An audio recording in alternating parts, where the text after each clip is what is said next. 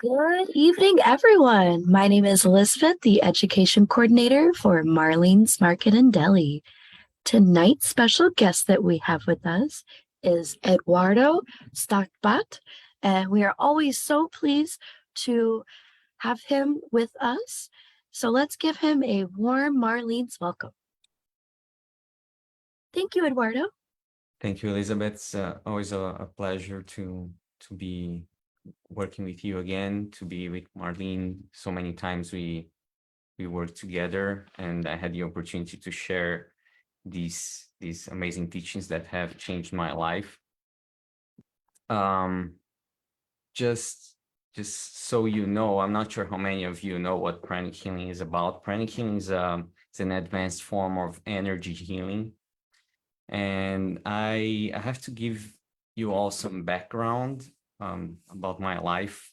I'm originally from Brazil. You can probably tell by my accent. And I'm a software engineer by trade, and I still work as a software engineer. I was brought to this area by Amazon. I worked for Amazon for several years, and now I'm a software engineer at Indeed. So some of you may be wondering what the hell a software engineer is doing after 5 p.m. talking about energy healing. And this is the thing. These are teachings that I was extremely skeptical about when I was first introduced to, and I was open to them. That was the thing. Even though I was skeptical, I was challenged by a friend of mine who was an electrical engineer by trade. He's a genius who graduated with outstanding grades at MIT. He challenged me to be open, experiment with the teachings, and make my own conclusions. And by following that, um, with a healthy dose of skepticism, I ended up learning about things that I had no idea were even possible.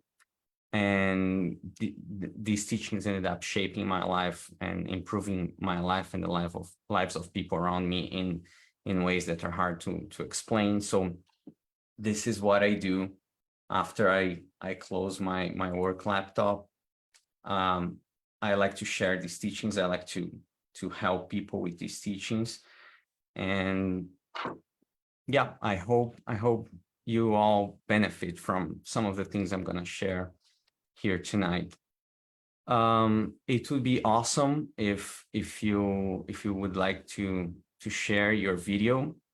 It's by no means mandatory, but we will be running some experiments with energy to make things more real. I'm not gonna be just talking. I want you to experiment with the sensations involved in handling these energies.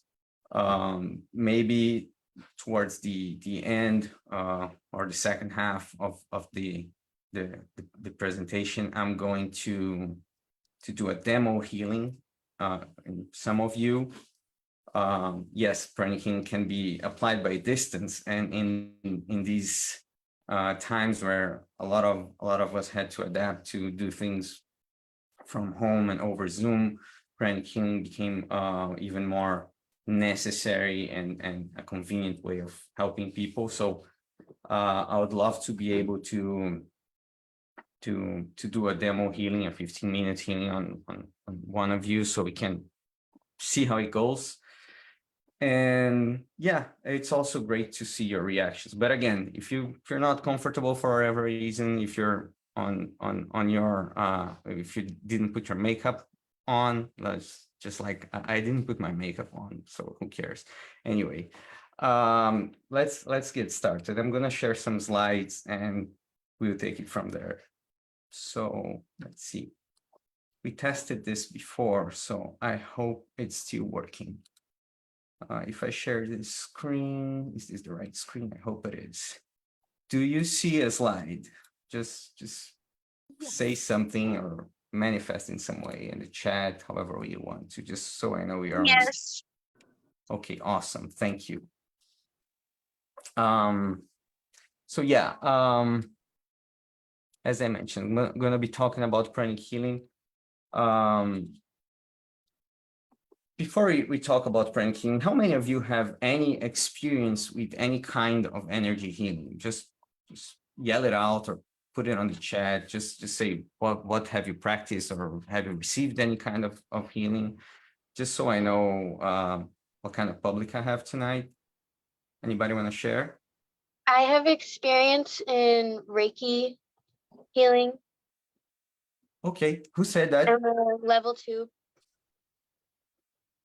I don't know who said that, but thank you for sharing. Do you want to tell me your name for whatever reason?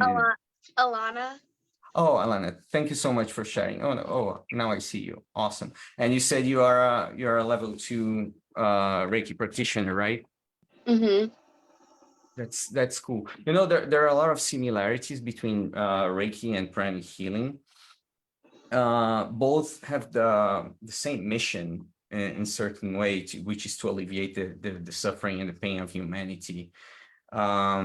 They both harness this invisible energy that we use and manipulate to help heal people. We just do it in different ways.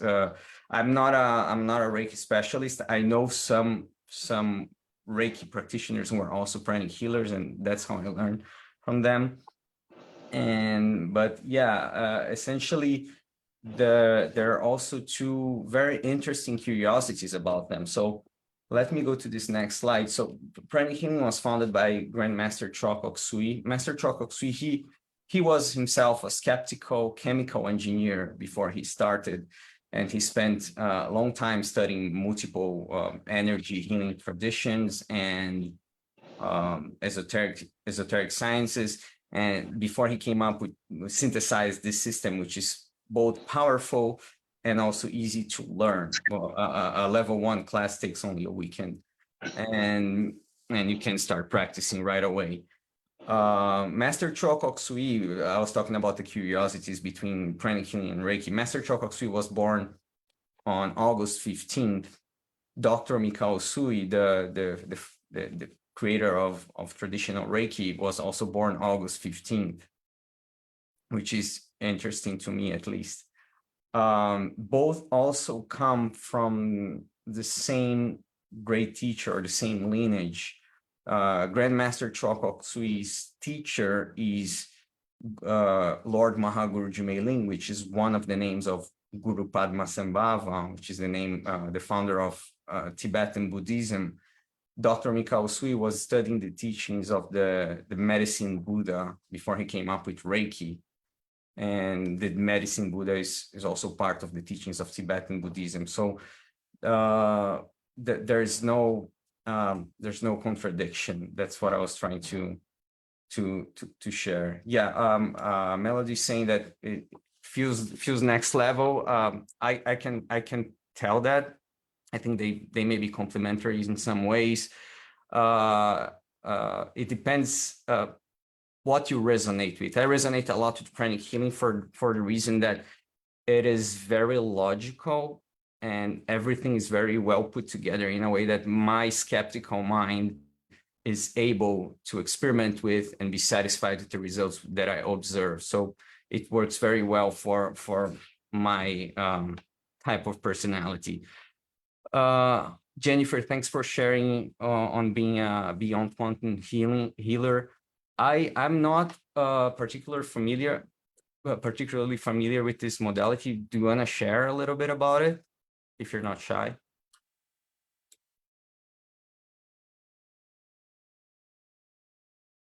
Yes, no, maybe. Okay, if you want to share more, feel free to do so.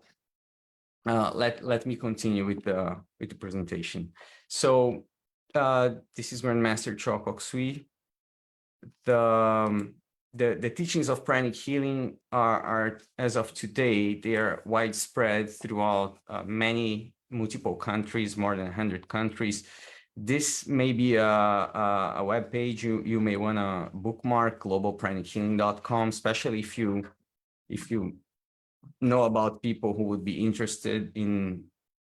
Oh, thanks, Jennifer, for sharing. It's similar to pranic healing, energy healing, Reiki. Cool, thanks. Okay. the way the Pranic Healing organization is structured is it's based on the Philippines, where Master Choa Kok Sui was from, and all classes are centralized and organized by the mother organization in the Philippines. So the good thing is I took the first few classes in Brazil, and when I came to the US, I could show my certificates and continue my education here. Master Choa Kok Sui was he authored several books and CDs in multiple languages, meditation CDs. This is a little sample of some of his books. The first row shows some of the textbooks for the healing classes. The top right one, Miracles Through Pranic Healing, is the textbook for the level 1 class. It's all these books are available on online, Amazon, Kindle, whichever bookstore. They're easy to find. But just if you are looking for a starting point, if you want to know more, the book Miracles Through Pranic Healing is a great starting point for energy healing. And there are the Advanced Pranic Healing book. It's the textbook for level 2, when you learn how to use colors. The Pranic Psychotherapy book, you learn how to manipulate these energies to handle and treat emotional ailments like addictions, stress, anxiety, depression. And the crystal healing, you learn how to use natural gemstones to intensify the healing process. And there's this practical psychic self-defense, which is a slightly different class. You learn how to use these energies to protect your environment, protect your aura, protect from contamination. It's a very interesting class, very, very nice class. The bottom row shows some of the books on spiritual teachings.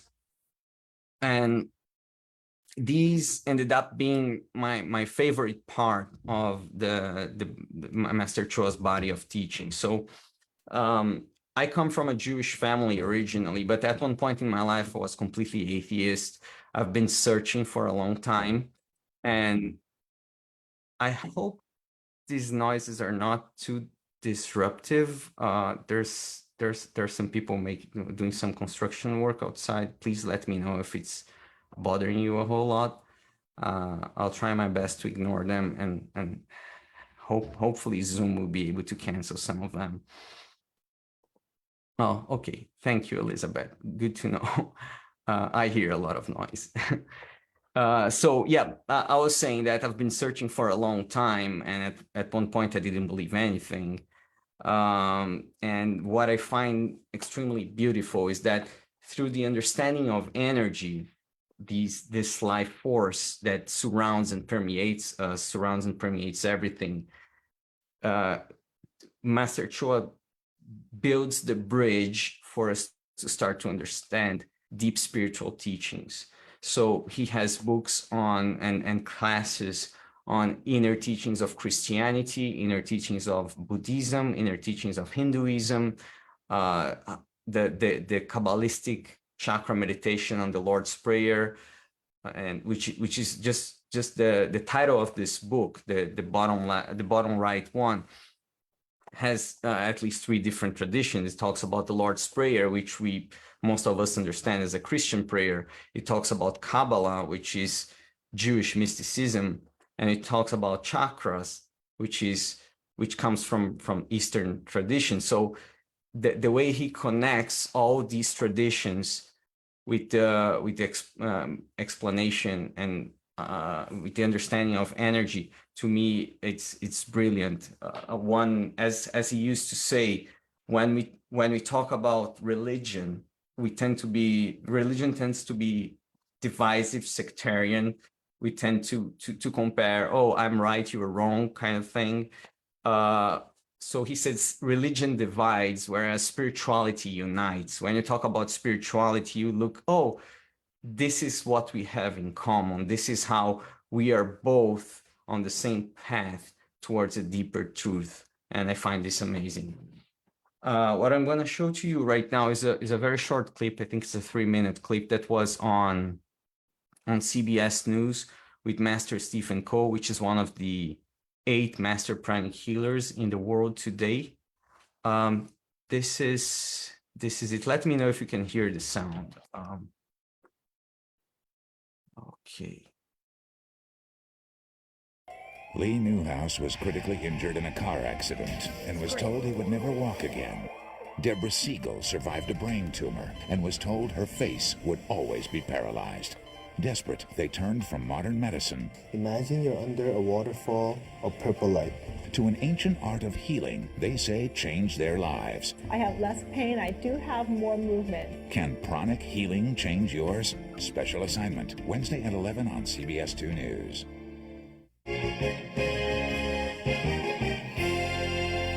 Tonight's special assignment, getting well with a wave of the hand, literally.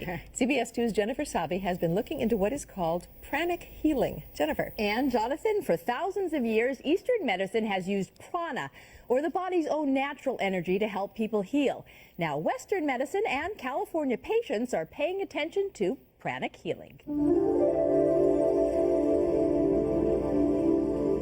A healer's hand hovers over a brain tumor patient. Some sweeps and swooshes and small finger turns, and suddenly, what once was paralyzed moves. That my face was moving in a way that it hadn't moved in 11 years. A doctor transmits invisible energy to an arthritic knee, and the need for surgery and the pain disappear. No pain in the knee, I can bend it, no swelling, no nothing. Some hand waves and wipes, and a man says he walked after doctors told him he never would. They told me he would be in a wheelchair all of his life. What these people contend cured them is called pranic healing. Pranic healing is an ancient science and art of healing that utilizes the energy, which most people call prana or chi, to accelerate the body's own ability to heal itself. We just use certain movements of our hands, I think, to get the energy to flow better. 2 years ago, urologist Eric Robbins began using pranic healing in his practice. His first patient, someone who wasn't healing with standard medicine. His first hurdle, telling that patient what he planned to do. Went into this guy's room and I said, look, we're doing everything we can for you within the realm of standard medicine. Can I try some of this weird energy stuff on you? 2 days later, he says the patient was well. At first, his colleagues thought it was quackery. Initially, people thought what I was doing was quite strange.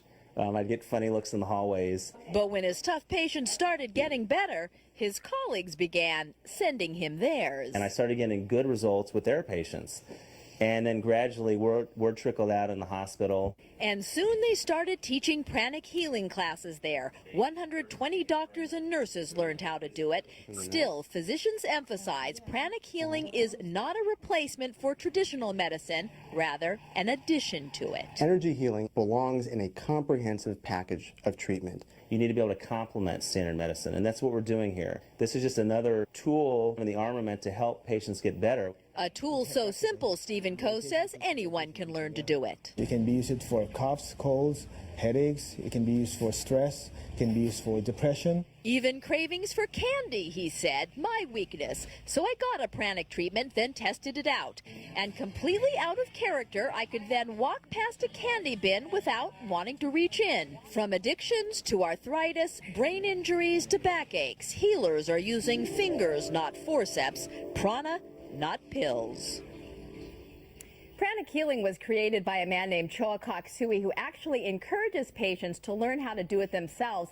And in fact, the woman we showed you with knee problems says she doesn't need the doctor anymore. Anytime her arthritis flares up, she heals herself. And Jonathan and Ann, I am amazed to tell you that 2 weeks ago we shot that segment, and I haven't had a piece of candy since, and I can't believe it myself, actually. Is there an element of self-hypnosis in this? Well, I can't say. All I know is that I haven't had candy, and that's something my mother has been trying to wean me off of for maybe 30 years now, so I don't know. It's real interesting. Yeah. It definitely is. You're watching CBS 2 News at 4:30. Okay, so the Master Stephen Coe you saw on the video, this is him. He's one of the 8 master pranic healers that are around today.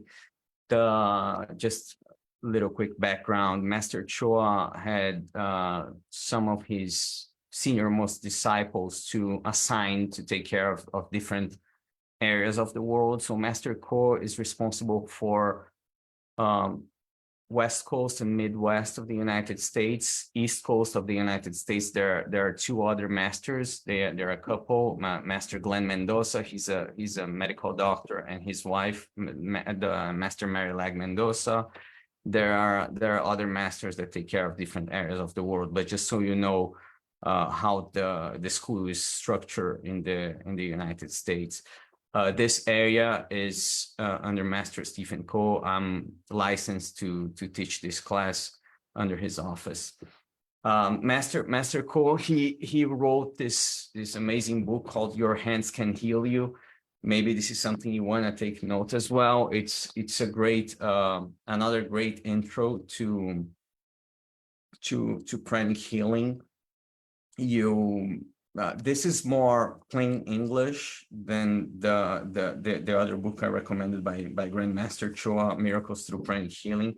They're both amazing books, and they both deserve the attention of whoever wants to learn more about pranic healing. This may be just an easier introduction, but it also shares a lot of advanced techniques. So don't underestimate it just because I said it's an easier introduction. It has a lot of techniques. It's more focused on self-healing and techniques that you can start applying right away. Great book recommendation. So talking about where pranic healing is being used today, pranic healing is being used by all kinds of different professions and situations, to say so. As you saw in the videos, a lot of medical professionals are opening to energy healing. You saw Dr. Eric Robbins' testimonial, and I forgot the name of the other doctor. They are using to complement. So as it's very important to emphasize that pranic healing is not supposed to replace standard medicine. It's something that should be understood and used to build upon and complement. Therapists, a lot of massage therapists, they sometimes mention that they work on a bunch of clients, but when they get home, they feel drained. They feel like they're still linked somehow to their clients. So in pranic healing, we learn techniques that you can use to clean yourself, clean your hands energetically, disconnect from your clients, so the transference of energy stops after the session is over. Because there's a principle in energy, going to go slightly deeper here. There's a principle in energy that energy goes from high to low. So if someone comes to you asking for healing, most likely you have more energy than them. And as you are working on them, it's normal, it's expected that there's transference of energy, especially from you to them. However, when the session is over, you want to make sure that you cut the link so they don't drain you. Like people who, even practitioners of other energy healing modalities, maybe you can share if you have an experience like that, in which you felt like you brought your client home, something like that. It's important to learn how to cut the cord. As for families, children are in particular are super receptive to pranic healing, because they have no negative biases. They are not, they have no skepticism that was cultivated. So you just say, hey, relax, I'm going to do a healing on you. They're open to it. If you can have a child to stop for a while, but you don't need them to stop. You can just sit still.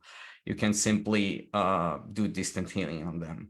But again, I have a few friends and colleagues that have children, and they say that they use it quite a lot. Like sometimes they have problems going to the bathroom. Sometimes they have like fever. Sometimes they have little things that you can just take care of right away, and they're super receptive and they see a lot of results.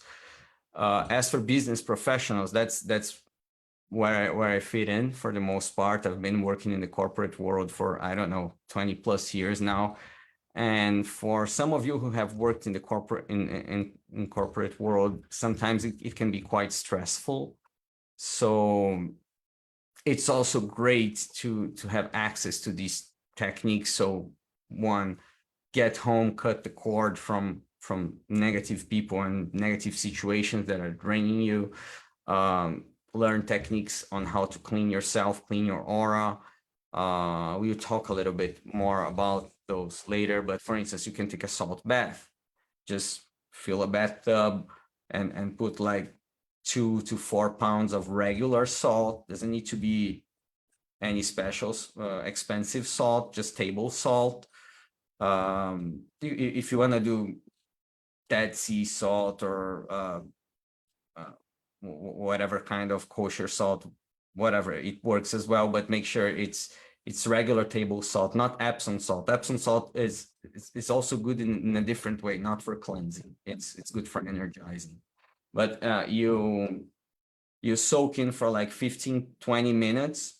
It will cleanse a lot of the stress energy of the day.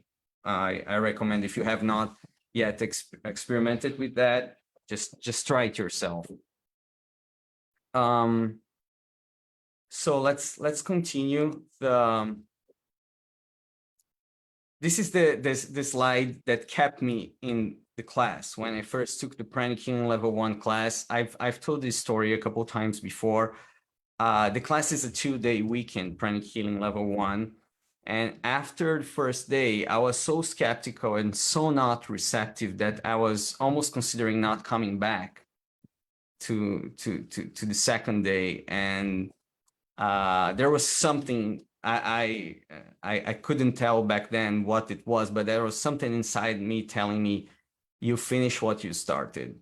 Maybe there's a purpose for you to be here, even though you may not recognize yet. And this slide, which is shown in the beginning of every Pranic Healing class, and that's something that Master Choi emphasizes in, I believe, all of his books, is something that I really resonate with, because it's like, okay, they're not trying to push anything towards me. They're just trying to show me something, analyze, make my own conclusions. And this is something I accept. That's pretty much the scientific method. So I may find these things a little weird, but if I disbelieve things blindly or disbelieve things without experimenting with or validating them, I'm being just as unscientific as if I just believe things without experimenting. So I was like, okay, so let's do my homework, and that's what kept me in the class. Interesting technique for you to learn. You can apply right away. Try your best not to cross your arms, and this is something you can use anytime you are in a situation in which you want to learn the most, or get the most out of it. Try your best not to cross your arms. It goes like this.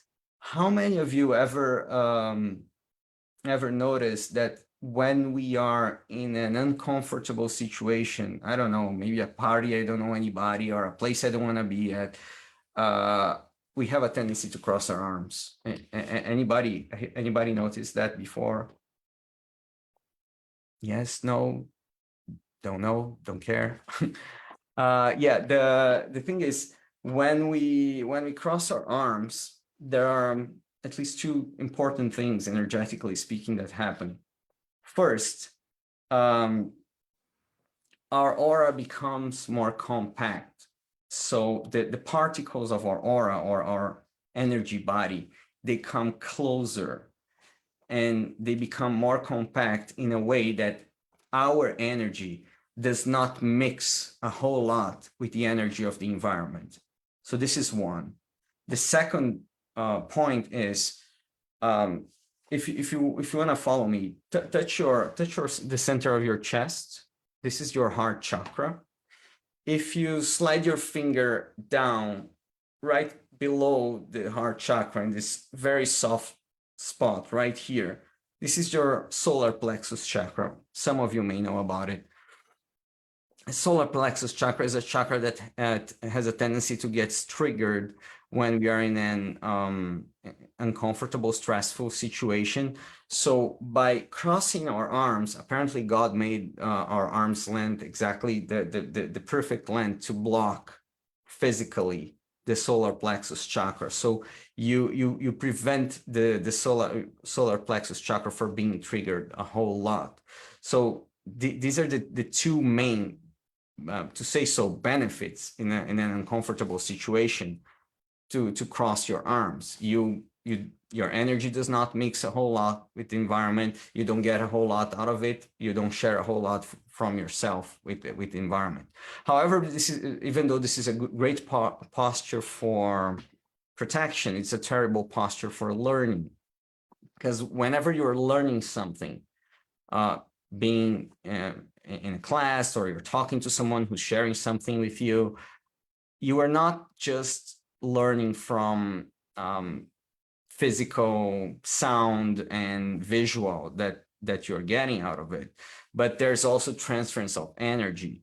And if you cross your arms, even though you may be getting the audio and the visual, you are missing out on part of this energy that's being emanated. So any situation, not just tonight, when you are trying to learn something, try your best not to cross your arms. Let's keep going. Well, we mentioned that before. This is legal mumbo jumbo. Let's talk a little bit about what is this life force. So pranic healing comes from the word prana. Prana is the Sanskrit word for this life force.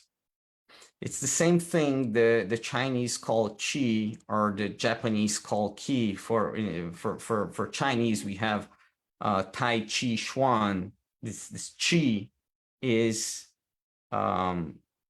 this energy. Japanese, you have Reiki. Ki is referring to this same energy. I think that Reiki practitioners have a special way of referring to keys, like universal energies. Is it something like this? The Reiki practitioners in the room can correct me if I'm wrong. The Hebrew call it ruach, and the Old Testament, and in the Polynesian it's called mana. So different words to refer to the same thing. And right now I'd like to run a quick experiment with you. I want to know if you're interested in, let's try to feel this energy together. Run a couple of exercises to try to feel this energy with our hands. Are you okay with that? Anybody? Thank you, Elizabeth. Okay. For this exercise, if you wanna open your camera, it would be great. If not, that's okay. Try to share some feedback, at least on the chat, because I wanna know what you're feeling. Okay. So first thing you're gonna do, put your hands like this, palms facing up. Try to keep your armpits slightly open. That's for energy flow. Connect the tip of your tongue to the roof of your mouth, and put your gentle attention at the center of your palms, both simultaneously. Feel at the center of your palms. Keep your tongue connected to the roof of your mouth.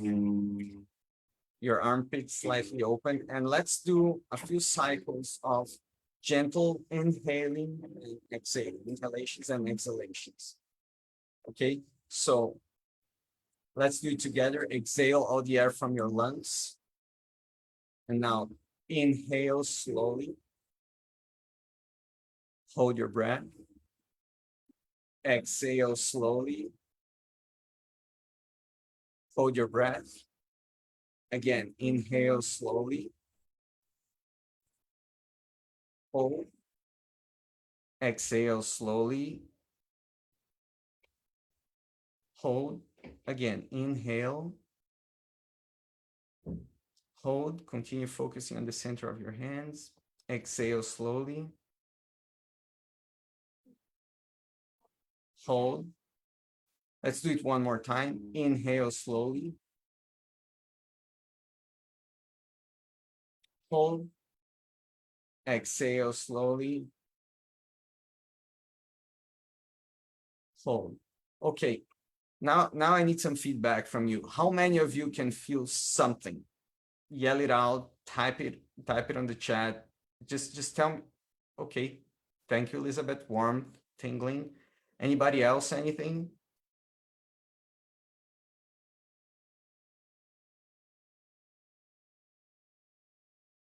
Nobody else felt anything?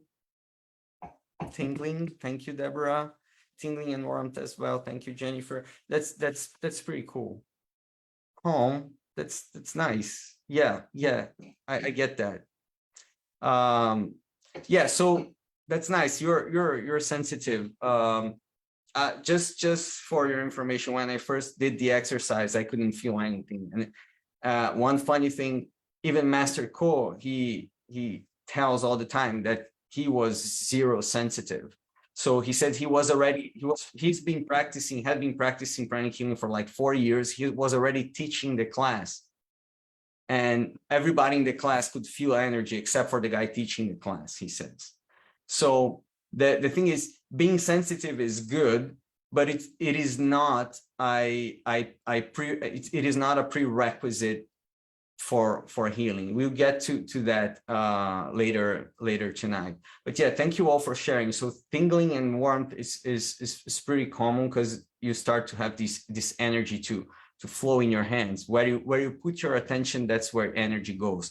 Let's do a couple more exercises. So now this time, again, keep your armpits open, your tongue connected to the roof of your mouth.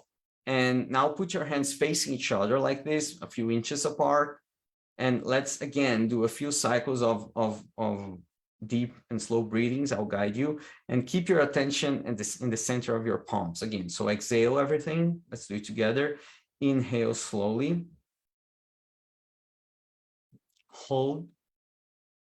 Exhale slowly. Hold. Inhale slowly.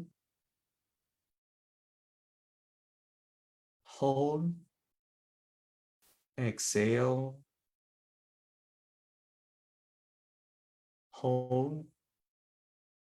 Inhale. Hold. Exhale.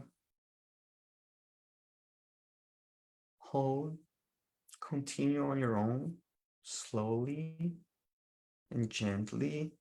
But as you inhale, bring your hands closer together without touching. And as you exhale, move your hands apart. Inhale, bring your hands closer together. Exhale, move them apart. Okay, now tell me what you're feeling. How many of you feel something? What do you feel?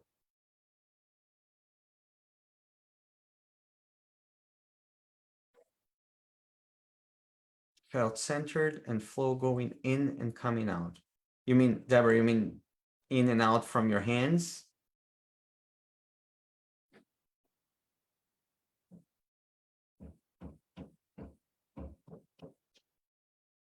Solar plexus, okay. So you're, by doing this pranic breathing, this inhalation with little hold and exhalation with a little hold, it's something we call pranic breathing. There are all kinds of different, in yoga, pranayamas, which is different counts on these breathings. Essentially, many of these techniques, they help calm down and clean the solar plexus. I believe that's why you're feeling like that. You're feeling calmer, you're feeling your solar plexus releasing. That's great. Jennifer's sharing, I could feel a pull as though the hands were magnetizing together. Fantastic. Yeah, that's great. I did not feel that this time, but I felt that before, and it's really nice. By the way, this magnetizing sensation is usually more easily felt with this third exercise we're going to do together. So let's see if more people can feel the same thing. So essentially, we're going to do the same exercise, but instead of having the hands pointing towards each other, we have these three fingers. Put these three fingers together on both hands, and then point them towards each other like this, a few inches apart. Again, tongue to the roof of your mouth, armpit slightly open. We are going to do a couple more pranic breathings this time. So let's do it together. Keep the attention at on the tip of your fingers. Exhale. Inhale slowly. Hold. Exhale. Hold. Don't move your hands just yet. Inhale slowly. Hold. Exhale. Hold. Again, inhale. Hold. Exhale. Hold. Now continue on your own. When you inhale, try to move the fingers closer together. And when you exhale, try to pull them apart.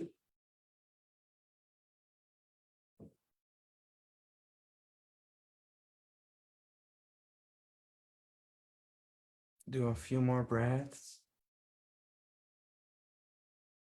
Okay. How many of you feel that?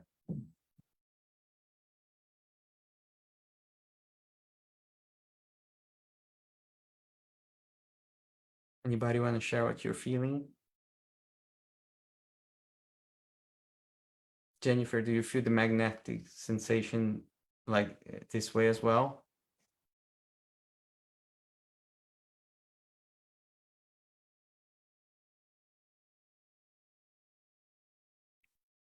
Awesome.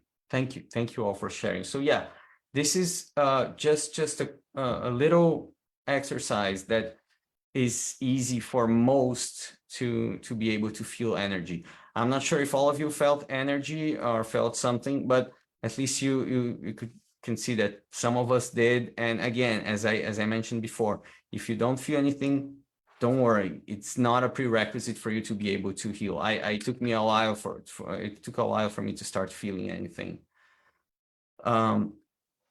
So what is pranic healing? This is something that Master Stephen Cole in that short clip we watched mentioned. It's a way to manipulate these energies to accelerate the body's inborn ability to heal itself.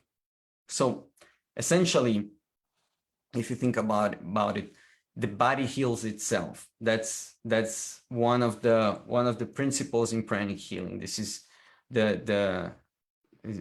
one of the laws in pranic healing, the law of self-recovery, meaning if, let's say, you cut your arm, let's say it's a paper cut. If you do nothing, most likely tomorrow it will be gone because the body knows how to heal itself. It's always about, provided that the rate of self-healing is higher than the rate of deterioration, the body will know how to heal itself. So that's how that's something that pranic healing relies on and builds on top of. So what most people are not aware of is, what does it take for the body to heal itself? And what the answer to that, according to pranic healing, is this life force. ailments come when there's an imbalance of this life energy in certain areas of our bodies, being organs or our chakras, or maybe there are blockages. So if we can use certain movements of our hands, as you saw earlier in the CBS clip, to fix the energy body, the physical body will have a tendency to follow, and then you see an accelerated healing. That's the basics of it. How are you doing so far up to here? Are you, does that make sense? Do you have any questions, or do you understand what the words coming out of my mouth?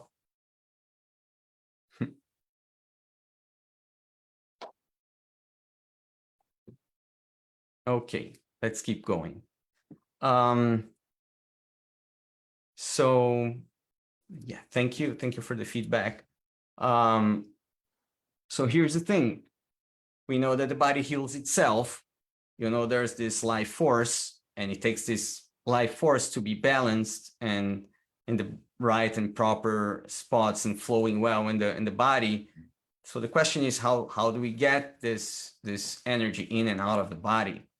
And the answer to that is, we have, just like we have a physical anatomy, meaning we have a physical body with physical organs that each one has a different function. They somewhat connect and relate to each other to have a functional physical body. It's the same with the energy body. The energy body has energetic organs, to say so. These are called the chakras. Chakras are, how many of you know what's the translation for the word chakras from Sanskrit? I'm just curious. Anybody heard of this before?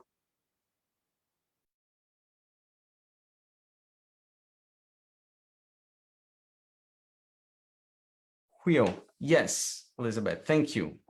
Yeah. So chakras are the translation is wheel. And why did they call these things wheels back in the day? Because people who could see energy back then, they noticed that chakras spin. Chakras spin both counterclockwise and clockwise, depending on where the energy, the direction of the energy is the direction of the chakra spinning. And back in the day, when they saw those things spinning, the closest thing to in their reality they could relate to was wheels. But chakras are actually more like pumps. There was no such a concept of pump back then, because they pump energy in and they pump energy out. There are, in Pranic Healing, we work with 11 major chakras, and a lot of minor and mini chakras. If you open the book, you see that, that there are chakras, mini chakras at the tip of your fingers, minor chakras on your palms, elbows, armpits, and there are a whole lot more chakras than many of us would anticipate. And then usually at this point of the class, one question that usually pops up is like, oh, what do you mean by 11? I thought there were just 7. And anybody had this question pop on their heads?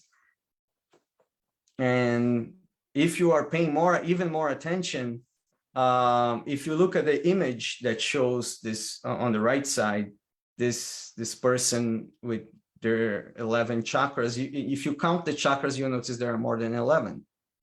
So you ask, how come it says 11, but I can count 14 wheels in that image?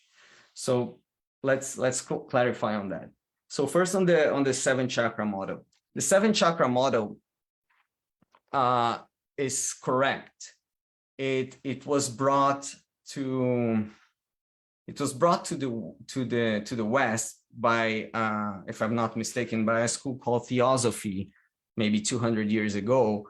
And back then, when they came up with this 7 chakra system, they wanted it to be both easy to relate, to remember, as well, and even more important, they wanted it to be safe. So easy to relate. A lot of things are 7.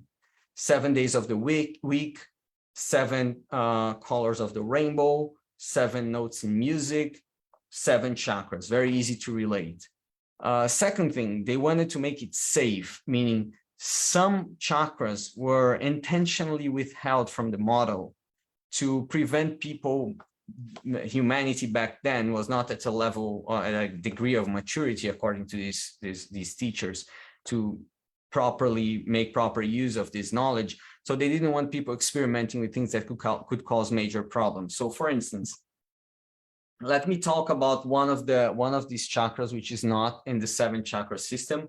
So if you touch your belly button, let's do this experiment. Just touch your belly button. Not sure if it's shown on the camera, but this is your navel chakra.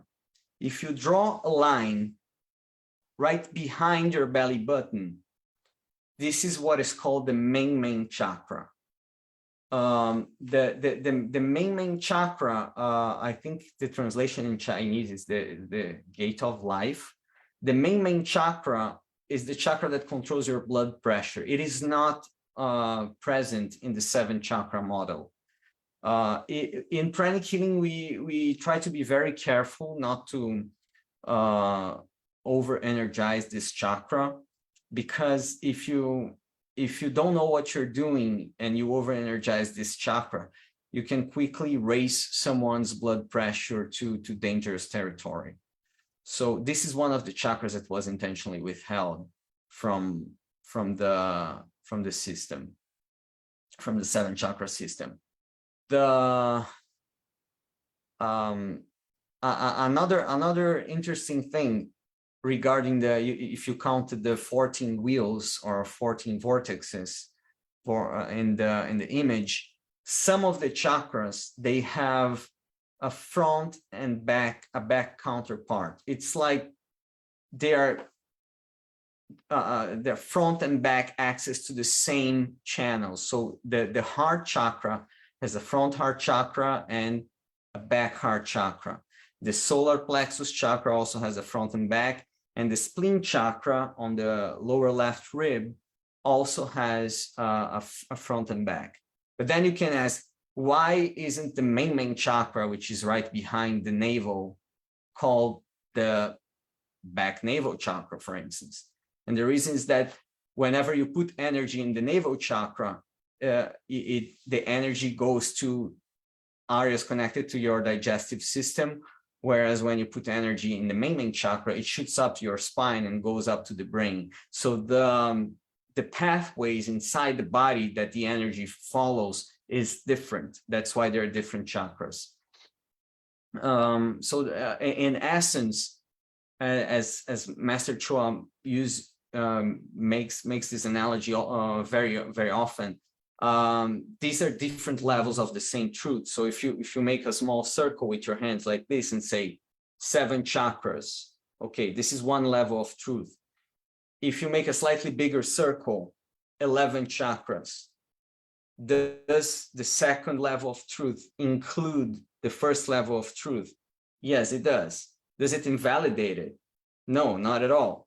You can even go beyond 12 and more chakras. It's an even higher level of truth. Does it invalidate first and second levels of truth? No, not at all. So it's just like saying, I'm in Seattle, I'm in the state of Washington, I'm in the United States, I'm on planet Earth.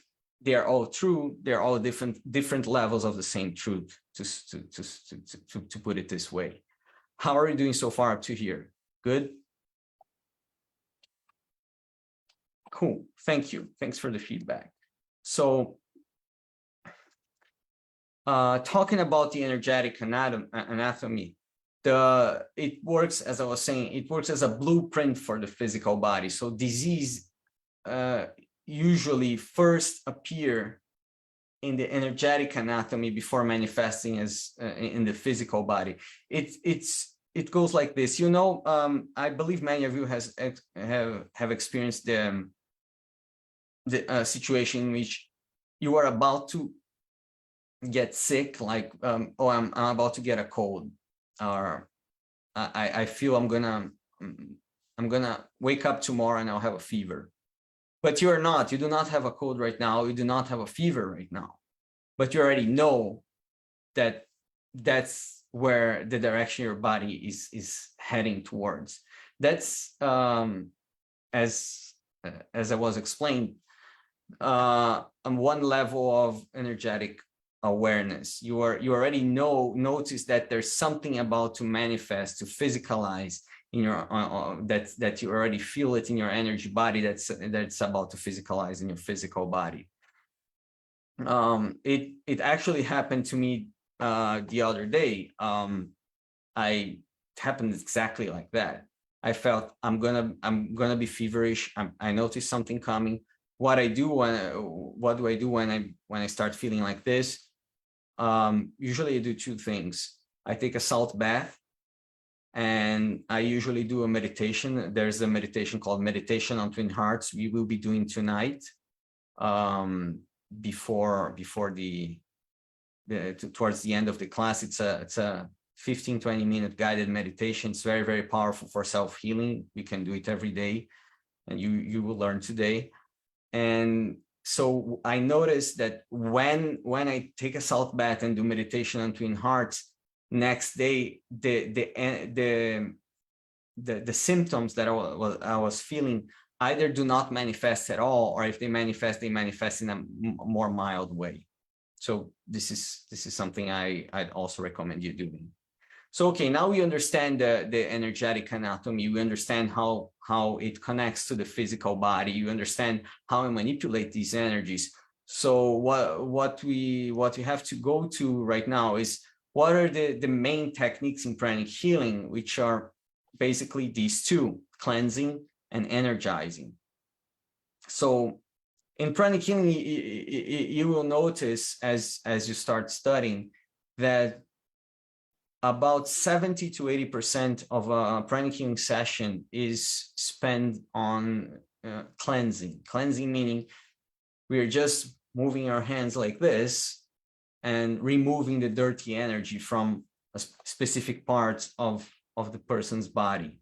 It's not, sometimes it's not super, it doesn't have like a great visual, like, oh, I'm gonna heal you, I'm gonna do something super exotic. No, it's just like we do what has to be done, which is cleansing, and after we cleanse, then we energize. Most of the times, the reason for this is like this. Most of the times, the chakras are just dirty and they cannot spin properly.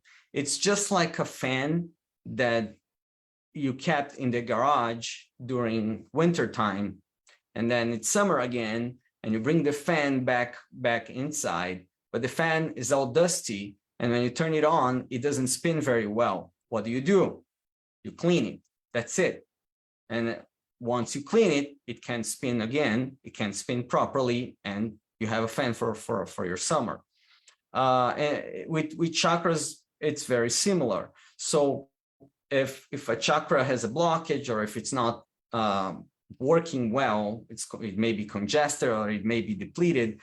It's usually because there's something sticky over there, and as you clean, it will start spinning properly, and as it spins, it recharges naturally.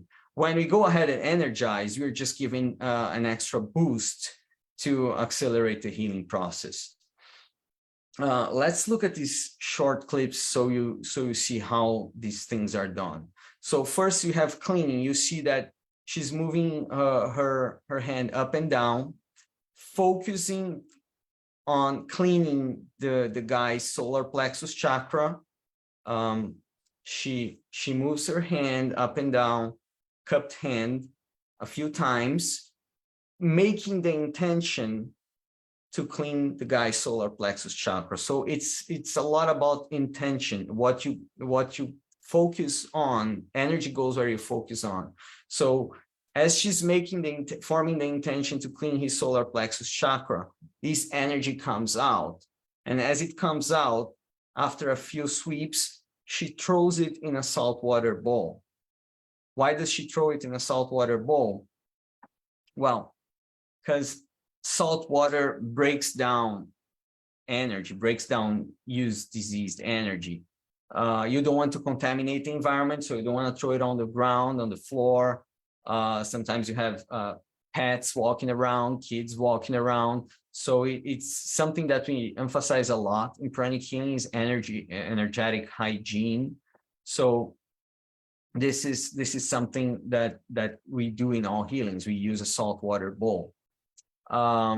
Another thing that the video does not show, I use a spray bottle. We all use spray bottles. So after a few sweeps, I spray my hand. This spray bottle is basically some adstringent. I use isopropyl alcohol, but you can use vodka. You can use, I don't know, witch hazel, whichever adstringent you want. I put a few drops of lavender oil, and it helps breaking down any residual energy that was caught in my hand. Even though I have just thrown all the energy I removed from the person into the saltwater bowl, there's usually some residual energy that remains on the surface of the skin. So you just spray your hands and your hands are cleaner again. So this is cleansing. The next technique is energizing. You see that energizing is much, much faster. So we'll look at the video. But before you look at the video, I'll tell you what he's going to do. He will use one hand to receive, as the receiving hand, to harness energy from the environment, and another hand to project. And he will just do that briefly.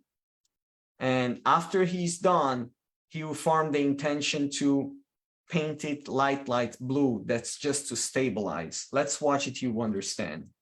So this is Master Cole.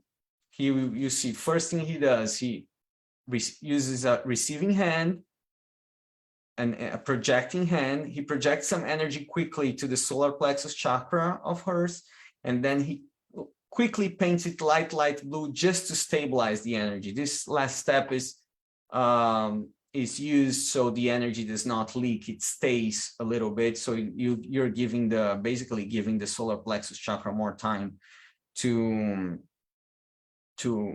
process that energy.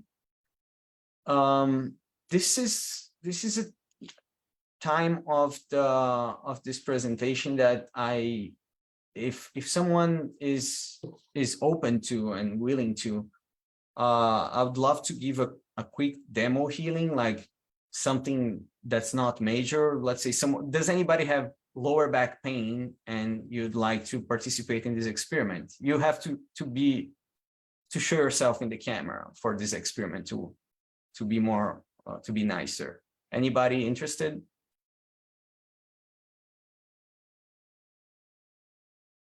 Nope. Anybody has neck pain and want me to work on your neck for a few minutes and willing to show yourself in the camera?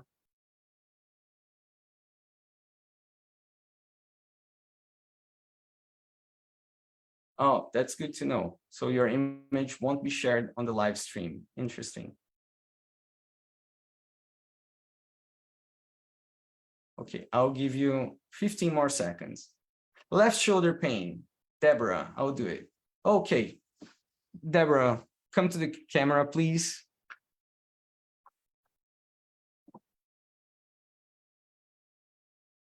Thank you. Thank you so much for volunteering. Do you want to open your mic real quick? So, Deborah, from 1 to 10, how bad is your pain? Let's talk first. I'll talk to you first. I'll have people scan you, and then I'll proceed with the healing. How bad is the pain from 1 to 10? I don't hear you. Can you unmute yourself, please? I had my eyes shut. It's about a 4. Okay, it's a 4. You said left shoulder, right? Yes. Yeah, right through here up into my neck. Wait, let me. maybe I'll stop sharing can you see my image better?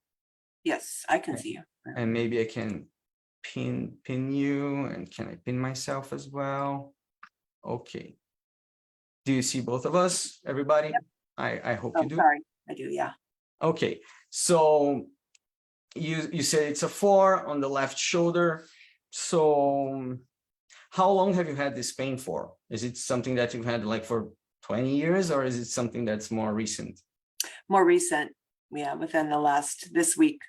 Okay, that's good, because usually like if someone comes with something, oh, I've had this thing for 20 years, and I'm not sure how it will be able to be addressed with just like 15 minutes, but just for the sake of doing a demo, we are gonna I believe that something more recent is more is nicer for demo purposes.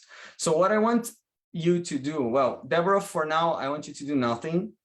All I want everybody else to try and scan. Let's do remote scanning. Try to scan Deborah's shoulders. I want you to scan both shoulders. So the way we do it,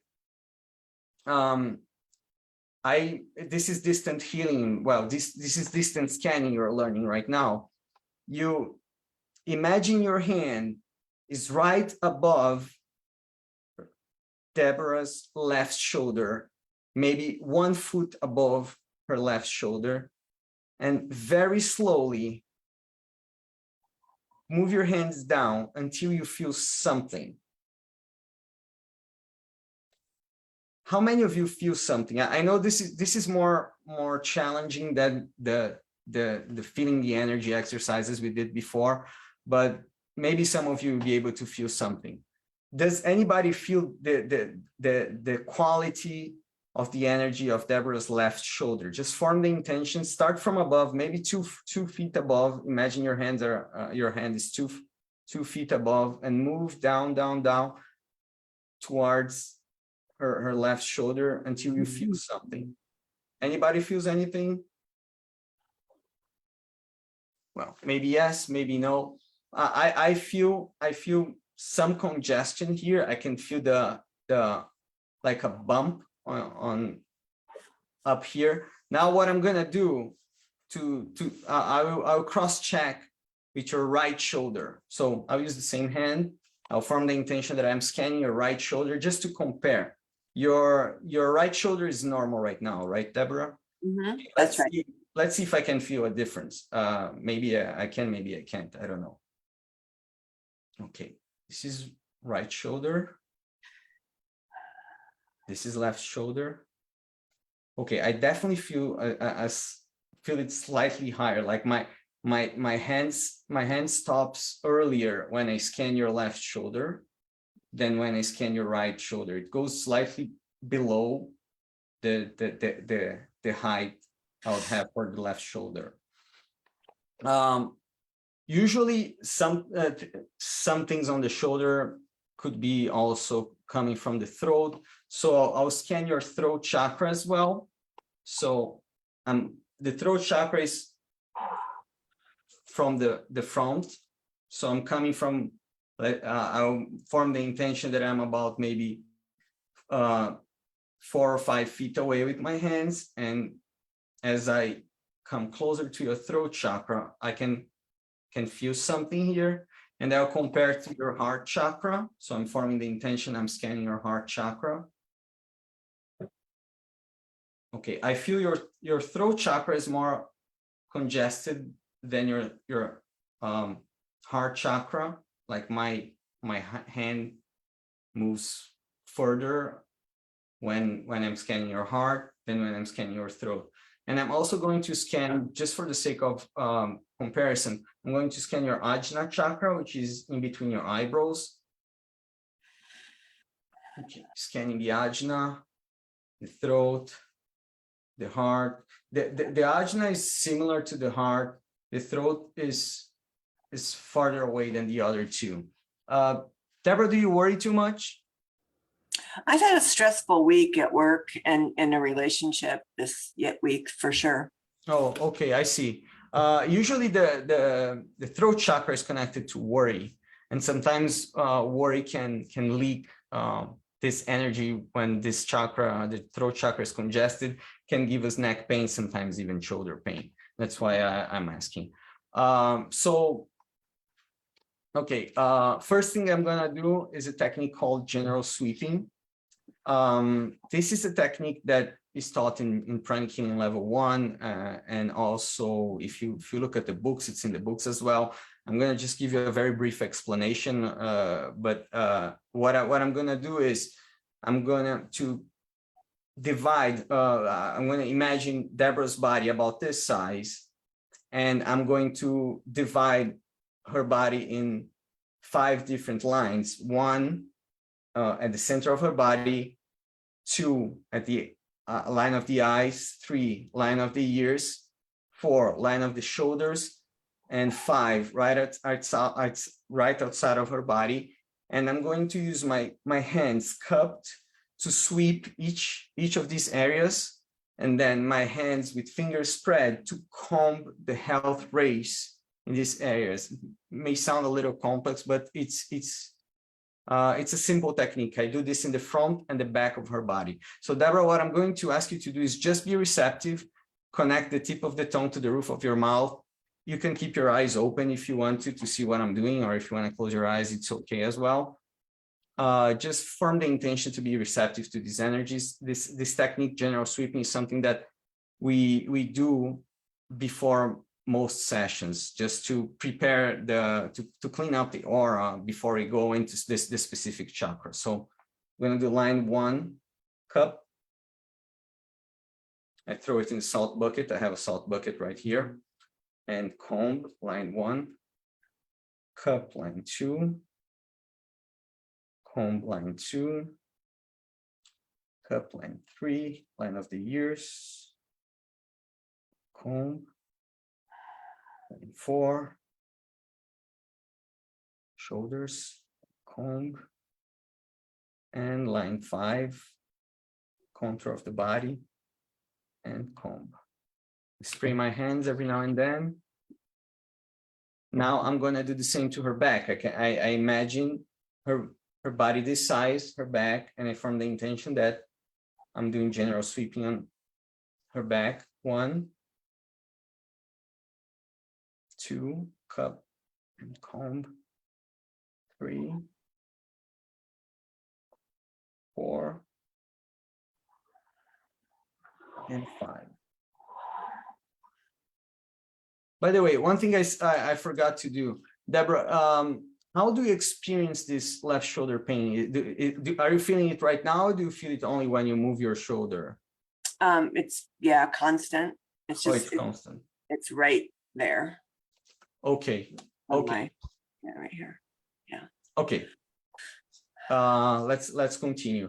I'm now going to do another set of general sweeping. So I'm going to do again the front, cup, line 1, comb, line 2.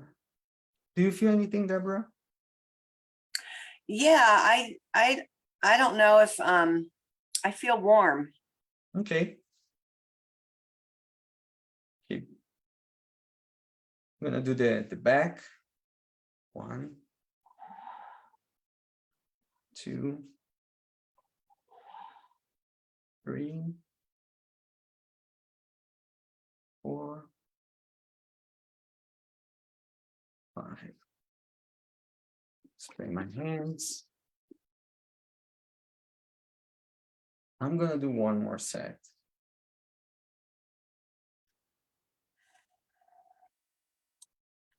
One, 2, 3, 4, 5. Now the back. 1, 2, 3, 4, 5. Okay. Now, I'm gonna clean her Ajna chakra, which is the chakra in between the eyebrows. Let me scan again to see if there's a difference already. So Ajna, throat, heart. Yeah, I still feel the throat slightly bigger. Ajna and heart about the same. So I'm gonna clean the Ajna first anyways. Just sweeping the Ajna. The Ajna chakra is what we call the master chakra in Pranic Healing. It's the chakra that controls all chakras. So usually when we work on a Pranic Healing protocol, we work on the Ajna chakra most of the time. Just cleaning her Ajna chakra. After a few sweeps, I throw, spray my hand, scanning, feeling the quality of the energy.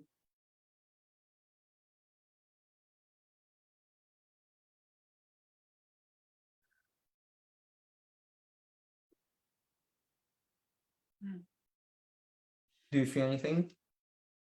Yeah, I do actually. Want to share? Yeah, I feel like it's a combination of me focusing and what you're doing. The pain in my shoulder feels more residual than actual like tight. Interesting. And when you did the last bit, I felt like there was energy in my back.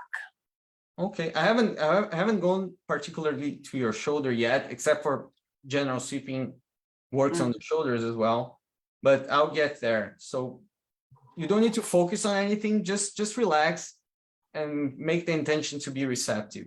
Your Arjuna chakra feels clean enough. I'm going straight to the throat chakra right now. Okay. Which was the one that was less clean. So okay, I'm cleaning the throat. Just form the intention that I'm working on her throat chakra. It's like there's a cord here. A cord is usually an energy connection between us and other people. We have energy connections all the time. Every time we interact with anybody, we form an energetic cord. Not all cords are bad, but sometimes there are some negative cords that remain and can cause congestion. So I'm gonna just scan this cord sideways. And I'm gonna pull it out and remove the residual. Let's scan it again. Yeah, seems to be gone. And I'm gonna continue cleaning her throat.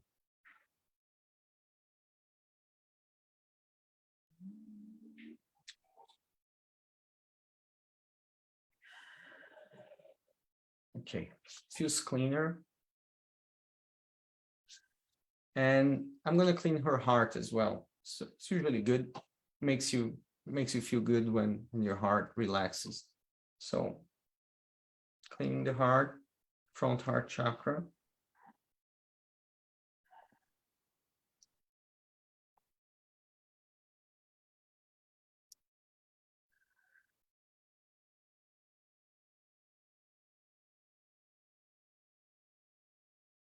I'm gonna clean the back heart now.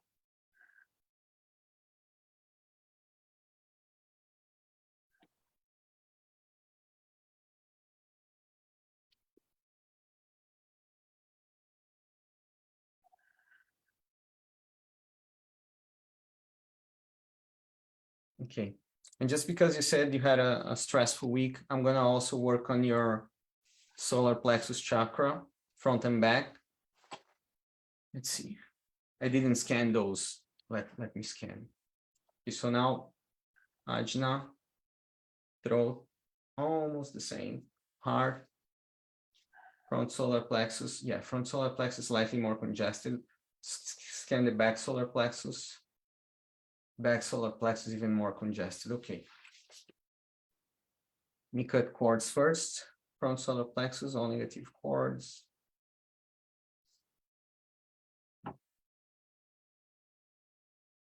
Back solar plexus, all negative cords.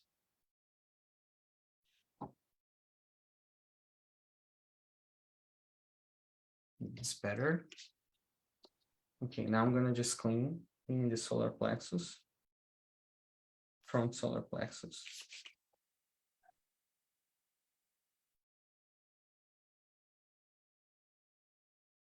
Feels much cleaner already. Back solar plexus. Cleaning.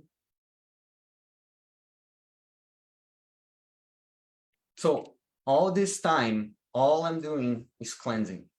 I haven't done any energizing so far, just cleansing.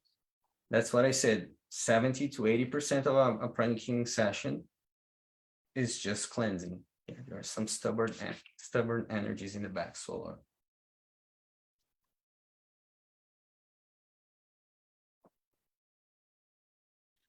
It feels better now. Let me scan again. Ajna, throat's slightly more congested. Our front solar plexus is better now. Yeah, good. How do you feel?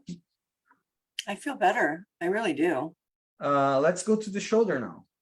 Haven't been to the shoulder yet. I was just doing some emotional cleaning. So scanning the shoulder again, left shoulder. It seems to be smaller than before. Right shoulder. They feel about the same to me. I'll clean your left shoulder now.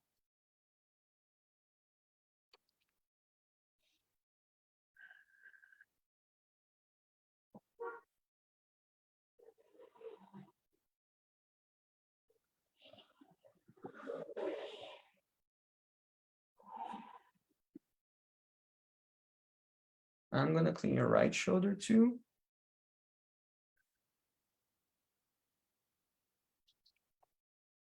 Scanning the right, scanning the left. Seems to be a little bit still remaining. Maybe there's a cord there too. Scan.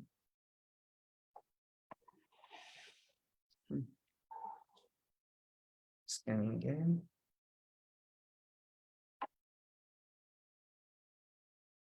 Gives more balance. Right shoulder, left shoulder. Feel almost the same to me. Okay, that's good for now. How do you feel, Deborah? I do feel better. I feel lighter, Okay. and the pain in my shoulder isn't as intense. Okay, how much? It was a 4 before. How much would you rate it right now? I would say right now it's about a 1. Oh, that's pretty good, 75%. Yeah. Okay, and you said you feel calmer, right? Yes, I feel calmer, and I feel more grounded, I think is a good word to say. I don't feel like I just feel more together. Got it. It's kind of all over the place. I feel more compact, if that's a good way to describe it. I think I feel grounded. I think that's the word. Yeah. Yeah, awesome. Yeah, thank you for sharing. Let me finish. I didn't energize at all, so let me do a little bit of energizing. Do you want that? Sure. Yeah, why not? We're already here, right? So energizing the ajna first.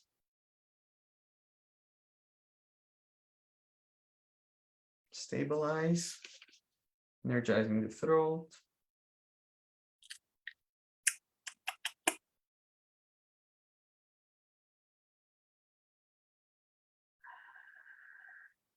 A bit more.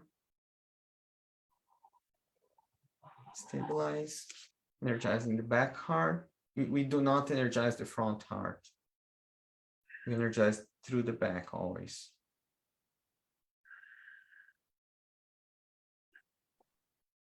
Stabilize. Front solar plexus.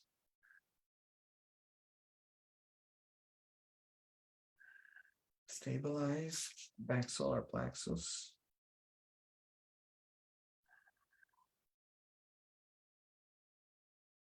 Stabilize. Now I'm going to energize your left shoulder.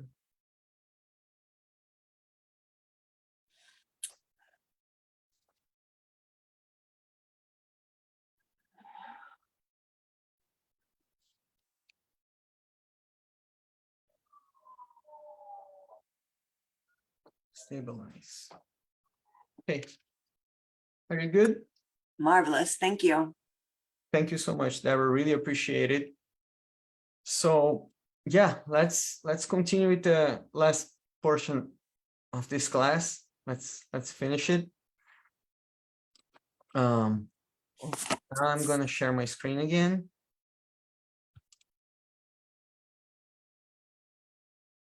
I hope this is the right screen. This is it. Okay, just to wrap it up, some questions that you may have, like what can pranic healing help with? Pranic healing can help with a lot of types of ailments. As mentioned before, it can help with minor things like we just saw, like a little pain here and there. It can also be used to help with more chronic issues. Usually when you're going to work with someone with something more complex, like someone who has a cancer or who has like some addiction, usually it will take multiple sessions. Very often the sessions are like much longer, like maybe 40 minutes to an hour, sometimes even longer, and have to be repeated, just like any kind of health treatment. It depends on the condition.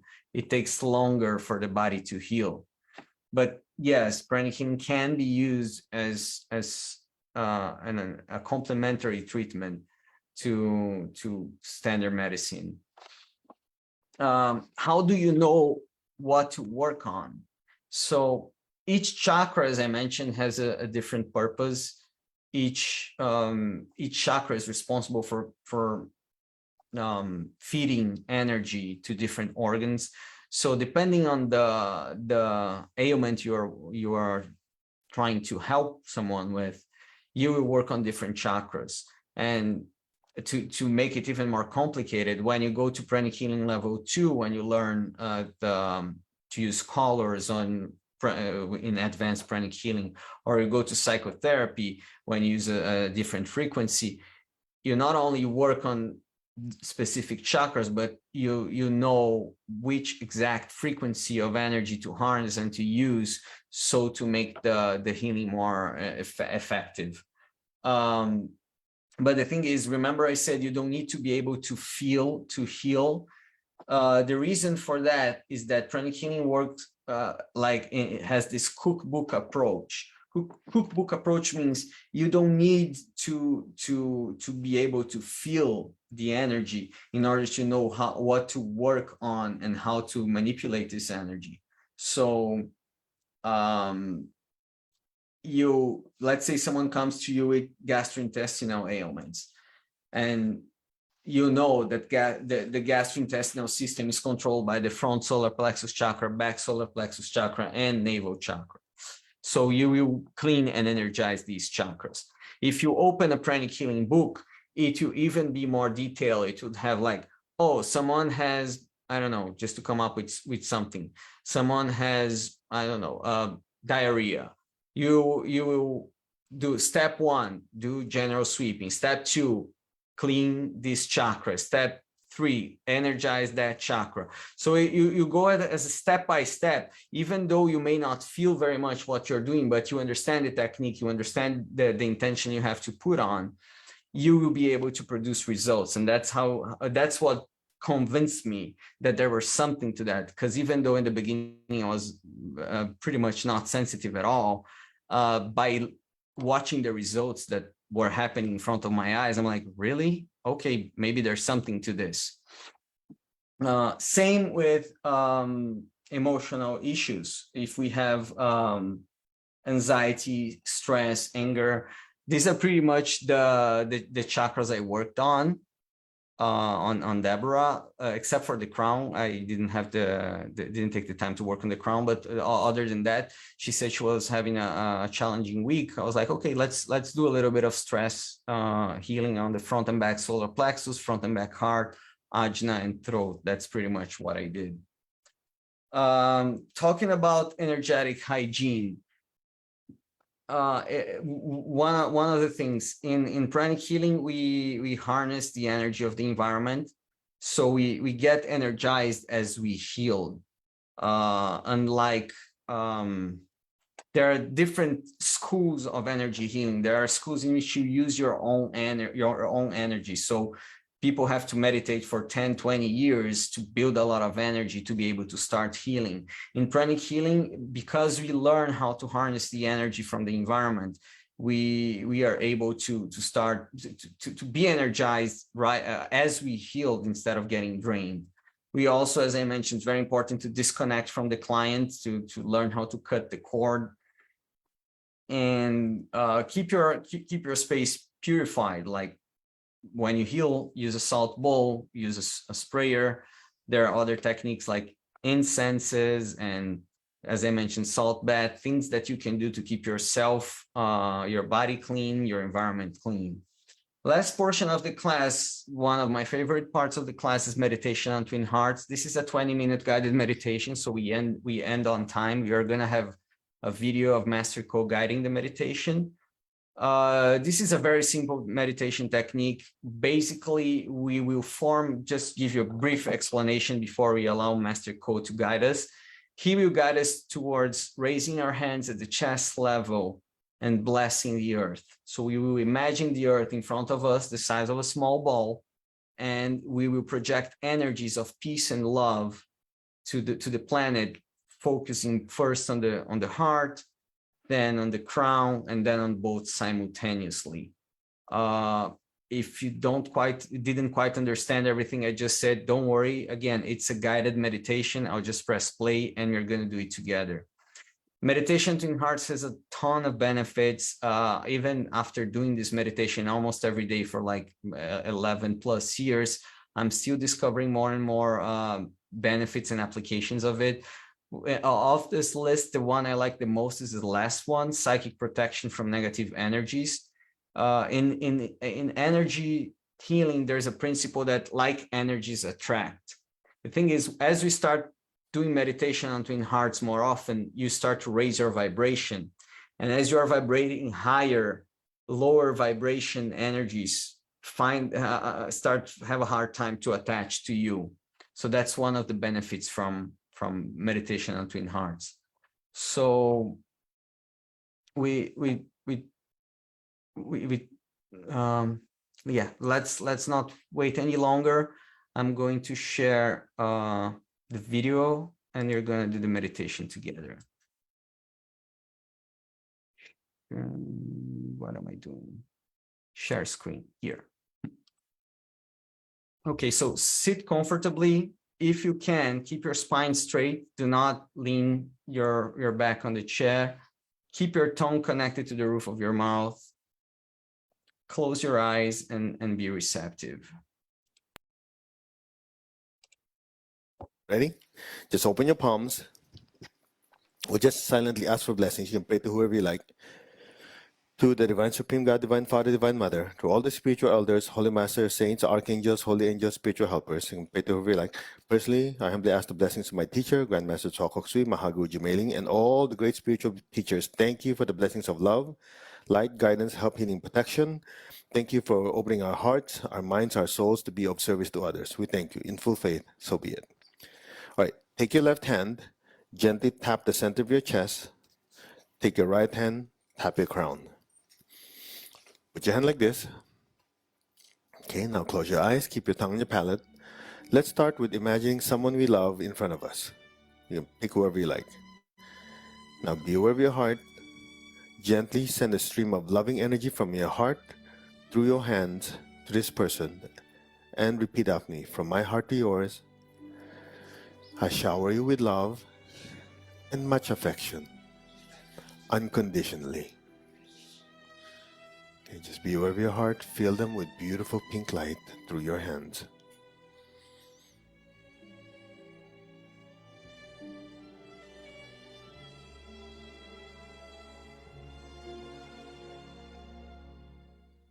Then gently be aware of your crown. From your crown, let beautiful golden light flow down from the crown through your hands to this person that you love. And just say, may you be blessed with inner peace and inner healing. May you be blessed with divine love. So flood them with beautiful pink light.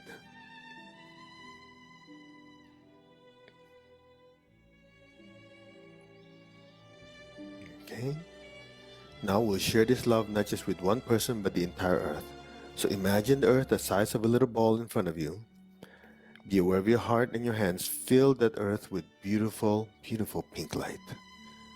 Keep your tongue on your palate and just silently follow the prayer of St. Francis of Assisi. Lord, make me an instrument of your peace. Wherever there's hatred anywhere in the world, let me sow love. Bless your family, your friends, the people you work with peace and with love. If you know any of your family or loved ones are going through conflicts, fill them with so much pink light, allow the hearts to open, and fill them with beautiful, beautiful, loving pink energy. Same thing at work. The people you know who are conflicted in many ways and start causing fights and problems, fill them with beautiful pink light. Where there's injury, let me sow pardon and forgiveness. To all that who have heard, intentionally or not, fill them all with beautiful pink light. And ask for forgiveness. And to all who have hurt us, we are all children of God, we are all growing and evolving, and evolution involves time, process, and mistakes. We learn from our mistakes and like to be forgiven, so do these people. Fill them all with beautiful pink light, and silently just say you are completely forgiven. Go in peace, and may you also learn from your mistakes and grow. So be it. Where there's doubt, let me sow faith. Where there's despair, let me sow hope. To all who are suffering, people being affected by floods, by tsunami, by earthquake, and hunger and political issues, may all of them be blessed with hope and faith and a better life. Think of some of your family members who are going through difficult times. Visualize their life changing and improving. Bless them with hope and faith and a better tomorrow. So be it. Where there's darkness, let me sow light. Where there's sadness, let me sow joy. Allow your heart to bloom with beautiful pink light, and let that pink light just pour through your hands to the entire earth. Blessing every person, every being with peace, with love, with a spirit of forgiveness, with hope and faith, with light and lots of joy. So be it. Can you feel the energy flowing through your hands? Some of you feel tingling, that's energy flowing through. Now be aware of your heart, take a deep breath, lift that loving energy up to the top of your head, and gently exhale. Again, be aware of your heart, take a deep breath, go to your crown, gently exhale, and one more time, gently inhale the loving energy from your heart up to the top of your head. Exhale and stay there. You might feel a slight tingling or a slight pressure in your crown. That's your crown expanding, being stimulated by the loving energy from your heart. Your crown is getting brighter and brighter and filled with beautiful golden light. Now let that golden light pour down from your crown through your hands. And first, visualize your family, fill them with beautiful golden light. Your friends, the people you work with. Let the golden light spread to the city you live in, the state, the country, and just let it pour through the entire earth. From the heart of all loving God, through my soul, through my entire being, may every person, every being on earth be blessed with love and kindness. Let all be blessed with great joy and happiness, with understanding, harmony, and divine peace. May all be blessed with beautiful, pink, loving energy. So be it. Now, gently be aware of your heart, be aware of your crown. Take a deep breath. Exhale, imagine beautiful golden light pouring out of your hands to the earth. Again, gently be aware of your heart and your crown. Take a deep breath. Take in all that loving energy and pour it like golden light out of your palms. One more time, be aware of your heart and crown. Take a deep breath. And imagine golden light flowing out of your hands, filling your family, your friends, the people you work with, your business, your career. Let the golden light just spread everywhere. From the center of the heart of God, through my crown, through my entire being, may every person, every being on earth be blessed with love and kindness. Let all be blessed with inner peace and inner healing. Let all be blessed with understanding, with harmony, goodwill, and especially the willingness to do good. So be it. So be it. And so it is. Maintain that state of stillness. Gently lower your hands on your lap, palms up. Keep your eyes closed. Keep your tongue on the roof of your mouth. Just relax. Imagine the most beautiful golden flame you've ever seen floating 1 inch above your crown.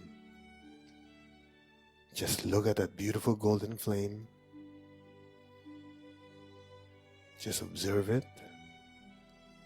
How does it feel? How bright is it? Can you feel the warmth? Just gently look at that beautiful golden light. Simultaneously be aware of the love within your heart. Send a stream of love from your heart up, up, up to the crown and into the flame. And just stay there. The crown is getting so bright. The flame is getting so bright. Your entire body is just gently melting into the golden light. Golden light is everywhere. Allow your consciousness, your entire awareness and attention just simply melt into the golden light. And be still.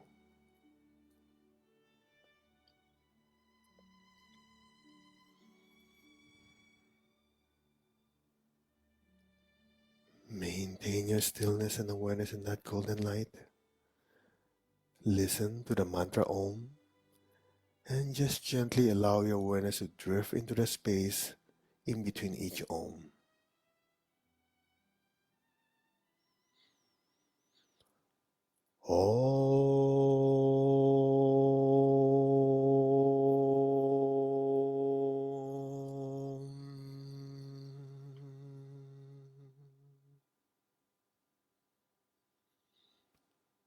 Just let your awareness drift deeper and deeper into that nothingness.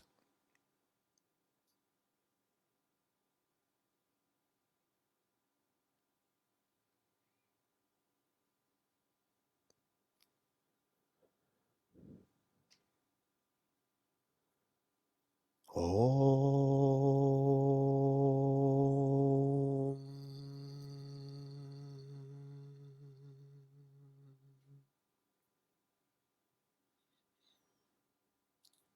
You are now completely in that space. Allow your awareness to just simply let go and be part of that nothingness. Now, any sound, any noise you hear will just allow you to drift deeper and deeper into that stillness.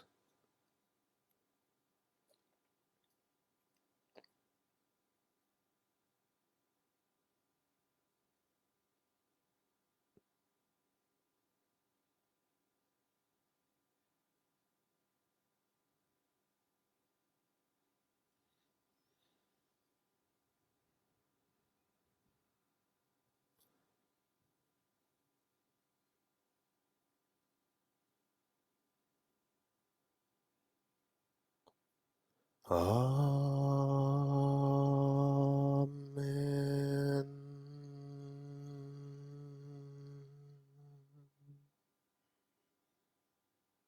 Let go. Now.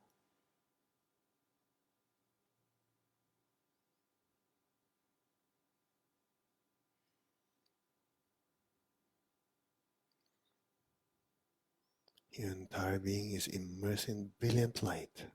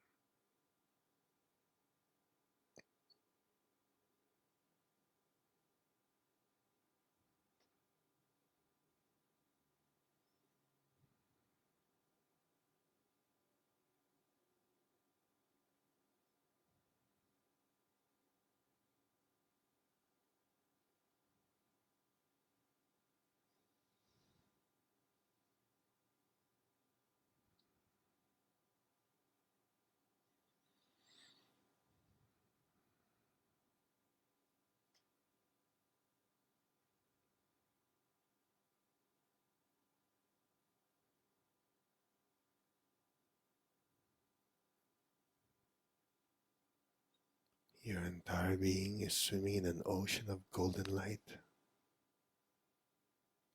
Just let your complete awareness melt and dissolve into that light. You are the light. And let go and let things be now.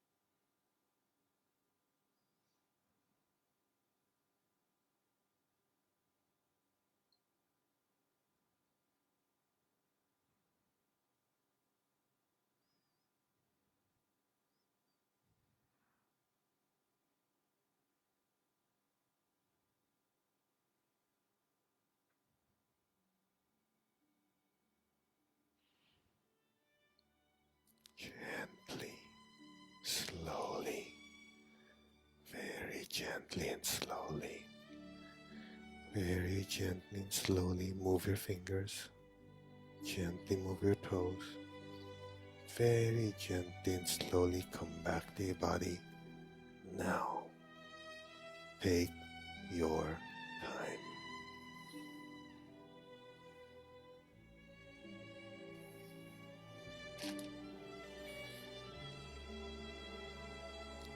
When you're ready, gently raise your hands again. Think of all the people you love in your life. Fill them with golden light. Fill them with the peace and the stillness that you experienced. Let the peace, the love just permeate through the entire being. And simultaneously bless them with good health, happiness, prosperity, and spirituality. So be it. Visualize your career, your job, your business with success, with progress and advancement. So be it. Now, gently aim your hands down. Be aware of your hands, your feet, and the base of your spine. And just fill the earth below us with golden light. And verbally repeat after me. Let our beloved Mother Earth be blessed with divine light, divine love, and divine power. Let our beloved Mother Earth and all her children be blessed, be healed, regenerated, and revitalized. Blessings be to Mother Earth. So be it.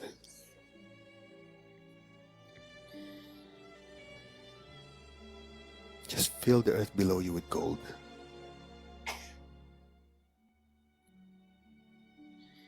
And just give thanks to the Divine Supreme God, Divine Father, Divine Mother. We thank you. To all the spiritual elders, holy masters, to all the saints of all traditions, archangels, holy angels, spiritual helpers. Personally, to my teacher, Master Chokoksui Mahaguji Mailing, thank you for the blessings of love, light, guidance. Thank you for opening our hearts, our minds, our souls, so that we may be of service to others. We thank you in full faith, and so it is. Okay, when you're ready, you can open your eyes. It's good.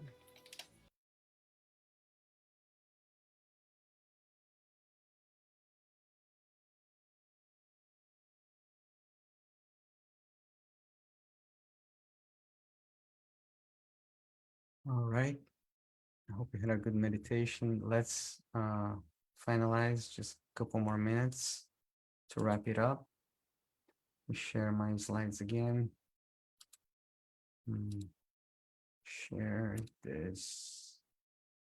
Share. Okay. This was Meditation Twin Hearts. Very powerful meditation. You can do it every day. This link is available online. You can also buy the MP3 with Master Choa's voice at Amazon MP3, maybe iTunes as well. You can get the CD at Amazon as well. Make sure it's by Master Choa or this recording by Master Stephen Ko on pranichealing.com is pretty good too. Talking about pranichealing.com, that's the home for everything pranic healing on the West Coast and Midwest. Lots of free guided meditations, online events with Master Ko. You can know about classes in different states. Yeah, there's an online bookstore where you can buy some of these CDs and books. Very good to explore if you want to learn further.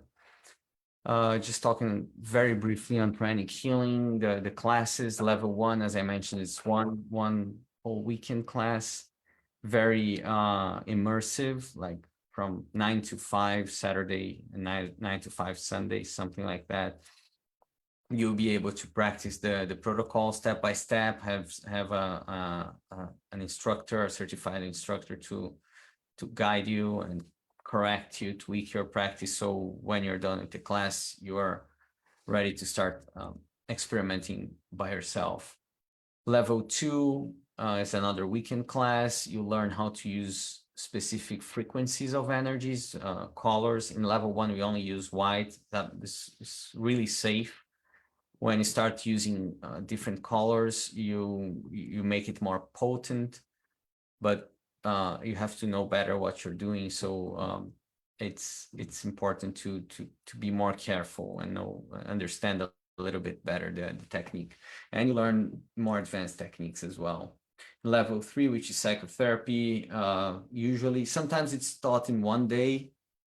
Very, very nice class to learn about how to handle emotional ailments. As I mentioned before, we were able to watch in the demo healing we had. These are the healing classes.